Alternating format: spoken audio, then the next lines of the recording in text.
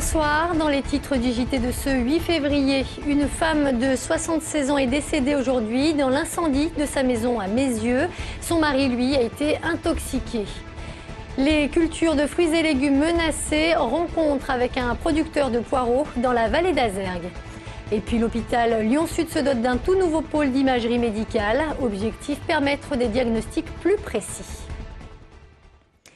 Le feu s'est déclaré peu avant 5 heures ce matin dans un petit pavillon de Mézieux. À l'intérieur, un couple de personnes âgées. Si le mari a pu être sauvé, la femme en revanche, elle est décédée. L'origine du sinistre reste ce soir inconnue. Les précisions de Benoît d'Autriche.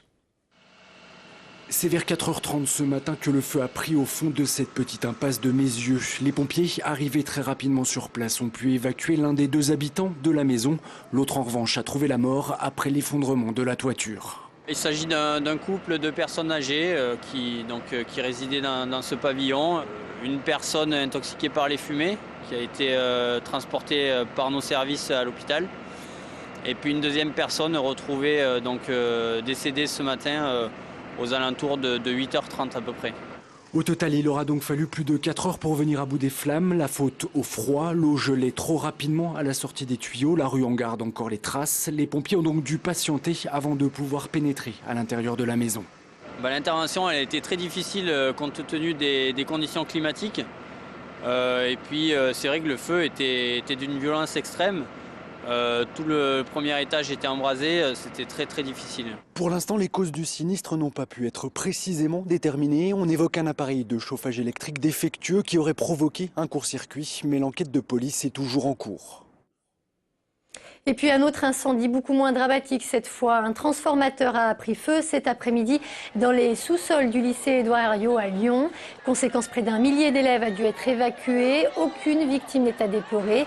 Cet incident a provoqué toutefois d'importants problèmes électriques dans le quartier. 400 foyers sont actuellement privés de courant. Selon ERDF, la situation devrait être rétablie en cours de soirée. Sachez par ailleurs que l'établissement, lui, a pu rouvrir en fin d'après-midi. La police municipale de Caluire sera bientôt armée. La ville a annoncé que la quinzaine d'agents se verra confier d'ici juin des armes de poing. Jusqu'ici, les policiers municipaux caluirards étaient dotés simplement d'un tonfa et de gaz lacrymogène. Notez que les patrouilles de nuit devraient également être renforcées.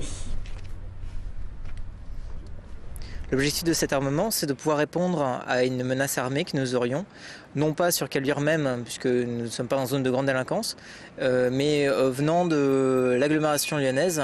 Ça nous est déjà arrivé de rencontrer fortuitement des personnes qui fuyaient Lyon après avoir commis un vol à main armée, eux-mêmes étant armés, et nous étions donc en difficulté.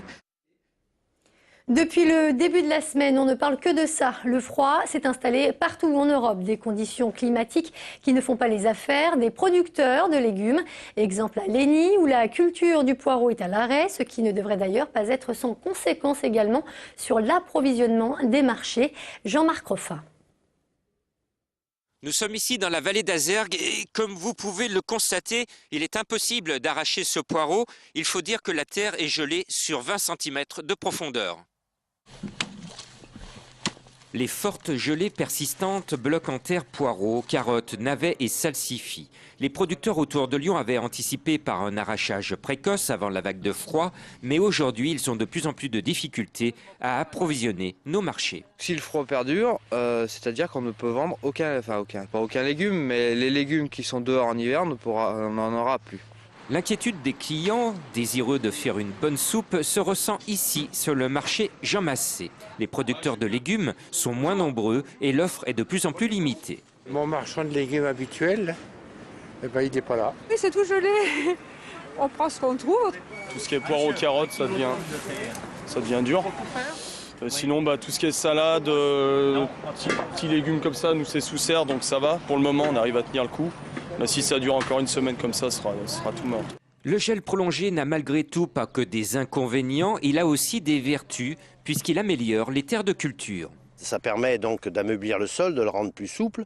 Ça a on peut dire une petite tendance à détruire quelques insectes. Comme le gel va perdurer quelques jours, d'ici le week-end, les poireaux sur vos marchés ne viendront pratiquement plus de la couronne lyonnaise, mais plutôt de Bretagne ou de Normandie, avec forcément des prix plus élevés.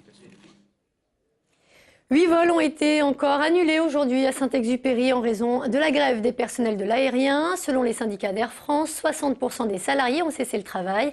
Ils protestent toujours contre un projet de loi qui prévoit de mettre en place un service minimum. Sachez que ce préavis de grève court jusqu'à demain soir. Tous les voyageurs sont donc invités à se renseigner sur leur vol en consultant le site de l'aéroport de Lyon. Réduire les délais d'attente et surtout améliorer les diagnostics, ce sont les deux objectifs de ce nouveau pôle d'imagerie médicale qui a ouvert ses portes à Lyon-Sud. Un équipement qui devrait permettre d'accueillir près de 70 patients par jour, orientés aussi bien par le public que par le privé. Les explications de Jasmine Sorg. Un scanner qui émet de plus faibles doses de radiation et une IRM plus pointue, de meilleure qualité et plus large de 10 cm pour prendre en charge des personnes à forte corpulence. Le confort du patient est privilégié, de même que la rapidité et précision du diagnostic. Je trouve que c'est très bien et en plus de ça, on a un résultat immédiat qui est très précis et ça, c'est très agréable.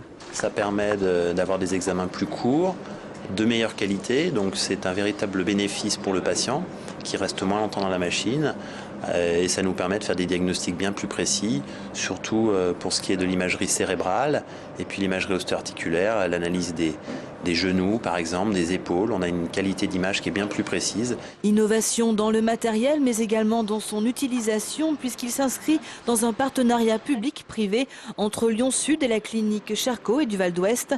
Une mutualisation des coûts au bénéfice également du patient. C'est déjà des délais de rendez-vous qui diminuent puisqu'on a une offre de soins qui augmente singulièrement.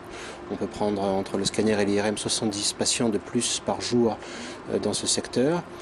C'est également la possibilité d'ouvrir un accès à des patients qui ne sont pas pris en charge par l'hôpital mais qui pour autant habitent à proximité et notamment d'une manière générale tout le bassin sud de Lyon. Cette nouvelle acquisition favorisera également la recherche et l'innovation au sein du centre hospitalier, notamment en matière de cancérologie, d'obésité, de diabète ou encore en neurologie. Direction la Confluence à présent où dans quelques semaines, 66 nouveaux logements seront livrés. Des appartements gérés par l'OPAC et pour moitié disponibles en accession sociale à la propriété. Objectif, favoriser la mixité sociale en proposant notamment des prix à l'achat 2 fois moins chers que ceux du marché. Les personnes qui ont acheté des logements en accession sociale sont des personnes qui ont des revenus qui correspondent aux critères du logement social. Et donc il s'agit pour eux d'accéder à la propriété, ce qui est pour eux, bien sûr, surtout dans les conditions qu'on leur offre, extrêmement positif. On est vraiment dans quelque chose de neuf, de bien agencé, d'isolé. Enfin, c'est quelque chose de vraiment plus parfait que ce qu'on avait là, quoi. En basket, l'Asvel a décroché son premier succès en Eurocup. Hier soir, les Villeurbanais se sont imposés sur les Grecs de Thessalonique, 79-52. Une victoire qui ne leur permet pas pour autant d'espérer obtenir une qualification, puisqu'après 3 défaites, la Green Team stagne à la 3e place de son groupe. Pour Pierre Vincent et ses joueurs, la priorité est donc de remporter leurs 2 dernières rencontres dans cette compétition.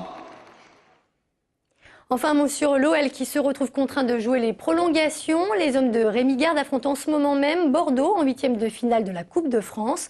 2 équipes qui n'ont pas réussi à se départager à l'issue du temps réglementaire. 1 partout à la fin du match donc. C'est Jussier qui a ouvert la marque pour les Bordelais, suivi de Lacazette pour les Lyonnais. Mais on vient d'apprendre qu'il y a quelques minutes seulement, Bafé Gomis a marqué. 2-1 donc pour Lyon. Nous reviendrons bien sûr sur ce match dans nos prochaines éditions. Et c'est la fin de ce JT. Merci de nous avoir suivis. Très belle soirée sur TLM.